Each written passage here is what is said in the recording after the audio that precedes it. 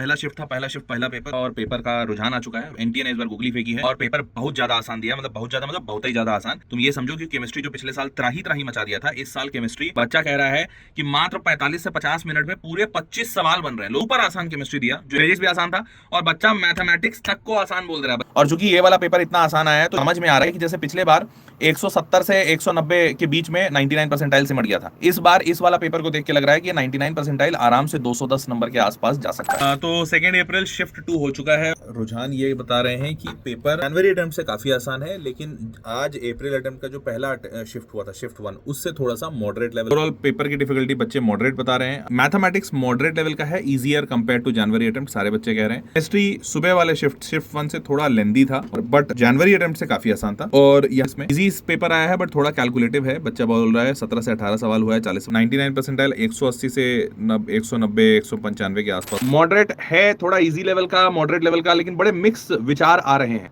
क्योंकि 2 शिफ्ट में जो एनटीए ने थोड़ा थोड़ा अच्छा महसूस कराया था, केमिस्ट्री को आसान दे दिया था वापस से, इस वाले में केमिस्ट्री कुछ बच्चे कह रहे हैं आसान है, मैथमेटिक्स को वापस से शिखर पे लेके गया, फिजिक्स आसान है, इजी टू मॉडरेट बोला जा रहा है, पर मैं मॉडरेट ही कहूंगा, इजी नहीं कहूंगा। तो अगर लेंदी और ट्रिकी था तो मेरे को लगता है कि फिर 99 परसेंटाइल का मार्का इसमें शायद 170-80 के आसपास जाना चाहिए। जैसा कि अप्रैल अटेम्प्ट में सारे शिफ्टों में हो रहा है कि पेपर आसान ही आ रहा है, इसमें भी पेपर आसान आया था। मैथमेटिक्स सिर्फ लेंदी आया था, बट फिजिक्स केमिस्ट्री काफी आसान आया था। तो चलो मैं तुमको पूरा एनालिसिस दिखाया था। डिफिकल्टी लेवल काफी आसान है और बच्चे कह रहे हैं कि यार बॉय तो मतलब एकदम हलवा हलवा पेपर का लेवल तुम कह सकते हो कि आसान है। 99 परसेंटाइल इज समवेयर अराउंड जो 200 प्लस पे तुम एक्सपेक्ट कर सकते हो इस वाले में, 200 या 210 के आसपास। और अगर कट ऑफ की बात करोगे तो अराउंड 120 टाइप्स का कट ऑफ बनना चाहिए। जेडब्ल्यू का पेपर हो चुका है, पर दुखद संदेश ये है कि पेपर बहुत ज्यादा इजी, क्योंकि अगर पेपर बहुत इजी है तो आप सारे लोग समझ ही रहे हैं कि इसका मतलब सबको सब कुछ सॉल्व करके आएगा, और सबको सब कुछ सॉल्व करके आएगा, मतलब पेपर का कट ऑफ ऊपर जाएगा। ओवरऑल इजी आया है, इनफैक्ट काफी इजी बोल रहे हैं बच्चे। मैथमेटिक्स की बात करें तो बच्चा मॉडरेट बोल रहा है, फिजिक्स इजी टू मॉडरेट है, calculations were easy but very lengthy,